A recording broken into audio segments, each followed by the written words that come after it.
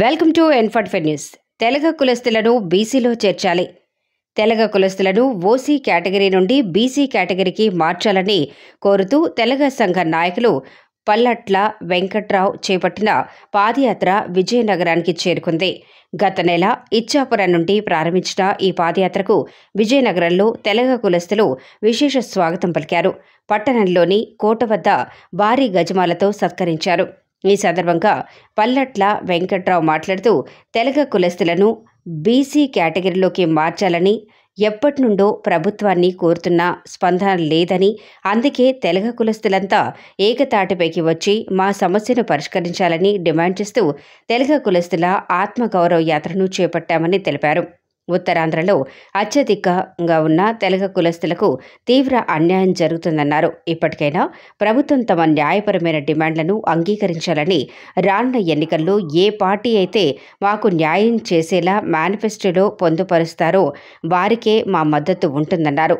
తెలగ కులస్తులంతా రాజకీయాలకు అతీతంగా ఏకం కావాలని పిలుపునిచ్చారు. ఇచ్చాపురంలో ప్రారంభించిన ఈ పాదయాత్ర పాయకరావుపేటతో ముగుస్తుందన్నారు.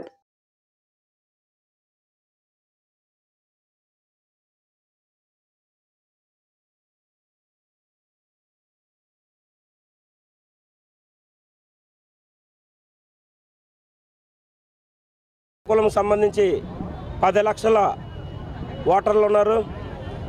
వీరిని అన్ని రాజకీయ పార్టీలు కూడా ఒక ఓటు బ్యాంక్ అని చూస్తుంది తప్ప కానీ మా యొక్క హక్కులను నెరవేర్చే విధంగా ఇప్పుడు కూడా చర్యలు తీసుకోలేదు. అందువలన మా యొక్క విద్యార్థులు అయితేనేమి, నిరుద్యోగులు అయితేనేమి చాలా ఇబ్బంది పడుతున్నారు. 100కి 95 మార్కులు వచ్చినా సరే ఉన్నత విద్యా సంస్థల్లో ప్రవేశాలు దొరక్క, ఎంత టాలెంట్ ఉన్నా సరే ఉద్యోగం రాక పిల్లలు ఆత్మహత్యలు చేసుకుంటున్నారు. ఈ ఆత్మహత్యల వల్ల తల్లుల కడుపు కోత మరి దారుణంగా ఉంది.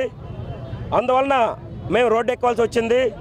ఈరోజు గత నెల 28న ఇచ్చాపురం నుంచి సుమారు ఒక 10,000 మందితో ఈ యొక్క కార్యక్రమాన్ని, పాదయాత్ర కార్యక్రమాన్ని చేపట్టాం. ఈ పాదయాత్ర కార్యక్రమానికి తెలగ జాతి ఆత్మగౌరవ యాత్రగా నామకరణం చేసి మొదలెట్టడం జరిగింది. ప్రతి ఒక్క తెలంగాణలో కూడా జాతీయుడు కూడా చాలా ఇబ్బంది పడుతున్నారు. ఇక్కడ 10 లక్షల మంది ఉంటే ఈ ఉత్తరాంధ్ర నుంచి వలస వెళ్ళిన వాళ్ళు సుమారు ఒక 30 లక్షల మంది ఉంటారు.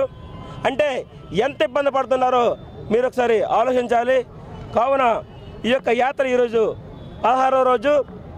అందువలన ఈ యాత్ర పాయకరపేట వరకు కూడా చేరుకుంటుంది. త్వరలో శ్రీకాకుళం జిల్లాను పూర్తి చేసుకొని ఈ విజయనగరం జిల్లాలో అడుగుపెట్టి సిటీకి రావడం జరిగింది.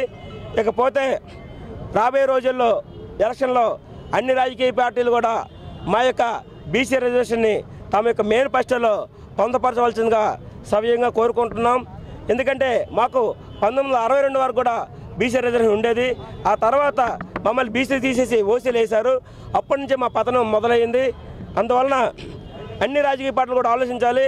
ఎటువంటి భేషజాలకు తావకుండా మా యొక్క యాత్ర జరుగుతుంది శాంతియుతంగానే. అలాగే మీరు కూడా కంపల్సరీ స్పందించాలి. రాజకీయ పార్టీల అధిష్టాన నాయకులు కూడా దీనికి స్పందించాలి, సమాధానం చెప్పాలి. మేనిఫెస్టోని పెడతారా లేదా, ఎవరైతే మా మనోభావాలను గౌరవిస్తారో వాళ్ళని కూడా మేము గౌరవించుకోవడం జరుగుతుంది.